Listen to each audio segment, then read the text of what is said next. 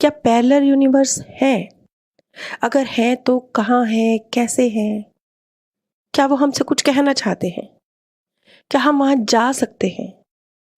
क्या हमारे जैसे ही लोग वहाँ मौजूद हैं? ये सारे वो सवाल हैं जो कभी ना कभी सबके मन में ज़रूर आते हैं। कुछ बहुत लाइटली इनको लेकर साइड हट जाते हैं, कुछ इस पे थोड़ा डीप समझने की इच्छा रखते हैं।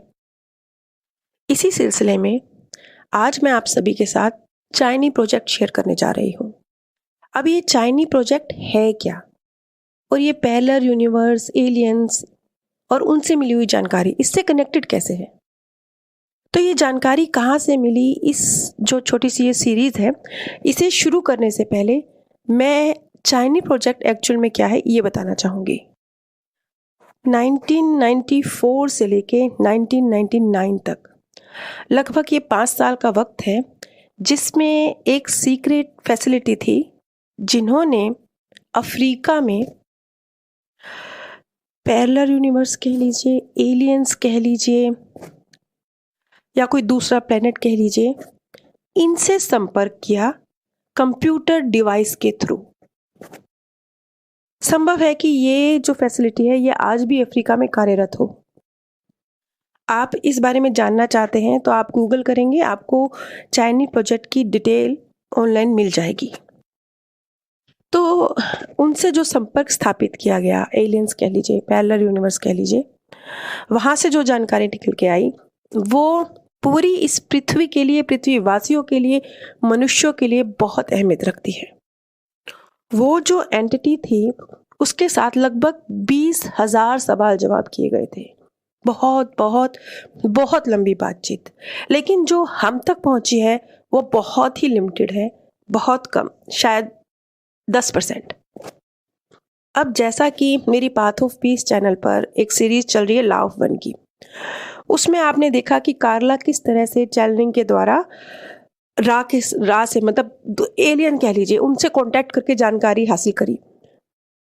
वो तो था एक मनुष्य के द्वारा ये कार्य किए जाना, लेकिन यहाँ पर भी कार्य यही हुआ है। लेकिन ये जो एंटिटी है ये किसी मनुष्य के थ्रू सवाल का जवाब नहीं दे रही, बल्कि ये एक कंप्यूटर के थ्रू जानकारी, टेक्नोलॉजी के थ्रू जानकारी निकल के आई है। अच्छा, यहाँ पर जो चैनलिंग का कार्य किया है वो कंप्यूटर ने किया है, किसी इंसान ने नहीं किया है। जैसा कि मेरी कोशिश रहती है कि इस तरह की जानकारी बहुत अलग अलग तरीकों से हासिल की गई है और अलग अलग एंटिटीज हैं जिन्होंने ये जानकारी दी है, बहुत बहुत कुछ शेयर किया है, वो मैं आप सभी के साथ शेयर करूं। ये जो प्रोजेक्ट था इसमें बहुत सारे वैज्ञानिक स्तर के लोग भी शामिल थे। तो विसल ब्लोअर करके एक व्यक्ति थे जो इस प्रोजेक्ट में शामिल थे। वो कहते हैं कि जो इन्होंने ही काफ़ी जो पॉइंट है इस जानकारी के हम सभी के साथ शेयर करे हैं।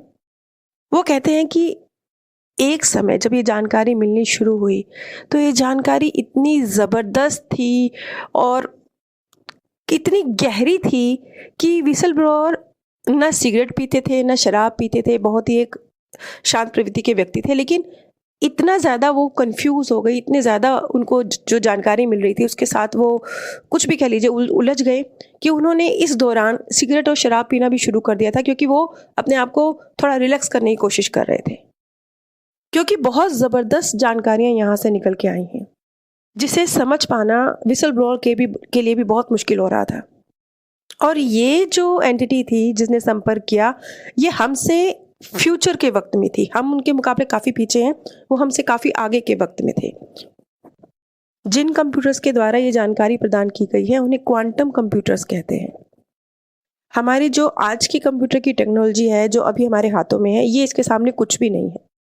यहाँ पर जो सबसे ज़्यादा ज़बरदस्त बात है वो, ठीक है जानकारी तो मिल रही थी, लेकिन किस तरीके से स्पेस और टाइम को मैनिपुलेट किया जाता है और टाइमलाइन को कैसे आगे बढ़ाया जाता है उसके बारे में भी बताया गया।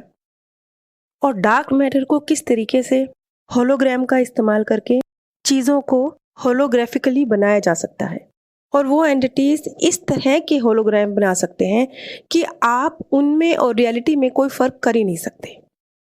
और वो इतना इतना ज़्यादा रियल होगा कि यहाँ पर थी कि डॉक्टर नरूडा की थ्योरी भी कुछ कुछ मैच कर रही है। जैसे उन्होंने कहा था कि ये जो पूरा वर्ल्ड है किस तरीके से ये होलोग्राम है, तो वो भी मतलब वहाँ जिस एंटिटी के थ्रू हमारे को इस दुनिया में बसाया गया, लेकिन यहाँ पर जो बात की जा रही है ये एक अलग एंटिटी है जो बता रही है कि उनके लिए आसान है ये करना, और वो होलोग्राफिकली चीज़ों को ऐसे ऐसे प्रोजेक्ट कर सकते हैं कि उनको छूना, उनको टच करना, उनको महसूस करना, उनसे बात करना, सब एग्जैक्टली आपको रियल लगेगा। आप उसमें और एक रियल इंसान में, एक रियल जगह में और उस होलोग्राफिक स्थान में कोई अंतर बता ही नहीं सकते, महसूस ही नहीं कर सकते। और जैसे अभी पिछले चैनल पे जो पाथ ऑफ पीस चैनल पे जो सीरीज चल रही है कि रा ने हमें जानकारी दी कि किस तरीके से उन्होंने पिरामिड्स को सिर्फ, मतलब साइंटिस्ट भी आज की तारीख में हैरान है कि कैसे इतने बड़े पत्थरों को एक के ऊपर एक रखा गया, कैसे इन पिरामिड्स का निर्माण किया गया, इतना बड़ा किस तरीके से किया गया। लेकिन उन्होंने कहा कि बहुत आसान है, ये सिर्फ मानसिक पावर से हुआ है, सिर्फ विचारों की शक्ति से हुआ है। सुनने में हमारे लिए तो इम्पॉसिबल है क्योंकि हम तो इस इंसान है ना इस दुनिया के, तो इन चीज़ों को हम नहीं समझ पाते। लेकिन इसी चीज़ को एग्जैक्टली यहाँ पर ये एंटिटी भी बयां कर रही है। अब यहाँ पर ये चीज़ समझ में आती है, जो चीज़ है कि हाँ, बहुत सारे यूनिवर्स हैं, बहुत सारे एलियंस हैं, बहुत सारी अलग अलग ताकतें हैं जो अलग अलग तरीके से पावरफुल हैं। जैसे कि रा है, रा आध्यात्मिक स्तर पे बहुत उच्च स्तरीय हैं, जिनके द्वारा जो इन्फॉर्मेशन में मिल रही है वो मैं आप लोग के साथ शेयर कर रही हूँ पीस चैनल पर। अब ये जो है, इनके थ्रू जो हमें जानकारी मिल रही है वो टेक्नोलॉजी के माध्यम से मिल रही है ना, कंप्यूटर के माध्यम से मिल रही है। और यहाँ पर वो इन चीज़ों को बयां भी कुछ इसी भाषा में कर रहे हैं। अब जैसे रा ने तो कहा कि सिर्फ विचार की शक्ति से वो पिरामिड का निर्माण किया। अब ये कहते हैं कि किस तरीके से इन शक्तियों का, जैसे कहते हैं ना कि हवा में से कोई ताकत खींच ली, तो इन शक्तियों का इस्तेमाल करके किस तरीके से होलोग्राफिकली चीज़ों को तैयार किया जा सकता है, इस चीज़ में ये माहिर है। अब ये जो एंटिटीज़ हैं, इनकी जो पावर है, इसका इस्तेमाल पॉजिटिव और नेगेटिव दोनों साइड में किया जा सकता है। अब चाइनी का एग्जैक्टली इसका मीनिंग क्या है, इसकी फुल फॉर्म क्या है? चाइनी का फुल फॉर्म है channelled holographic access network interface. यानी कि ये जो चैनलिंग थी ये इस तरीके की थी कि सब कुछ जैसे टीवी पर आपके सामने आ जाता है ना, इस तरीके से होलोग्राफिकली आपके सामने हर चीज़ प्रस्तुत होगी। अब जैसे कार्ला के मामले में जो टेलीपैथिक रूप से रा कार्ला से संपर्क कर रहे हैं, कार्ला अपनी भाषा, क्योंकि उसकी भाषा अंग्रेजी है तो वो उसमें बयां कर रही है, लेकिन यहाँ पर सब कुछ कंप्यूटर में होलोग्राफिक रूप से प्रदर्शित हो रहा है। तो इस तरीके से ये जानकारी प्राप्त हुई थी। अगर आप चाइनी प्रोजेक्ट को जानने समझने के इच्छुक हैं, आपको ये चीज़ पसंद आ रही है, तो प्लीज़ मुझे कमेंट के माध्यम से ज़रूर बताइएगा ताकि मैं इस कड़ी को आगे कंटिन्यू करूं।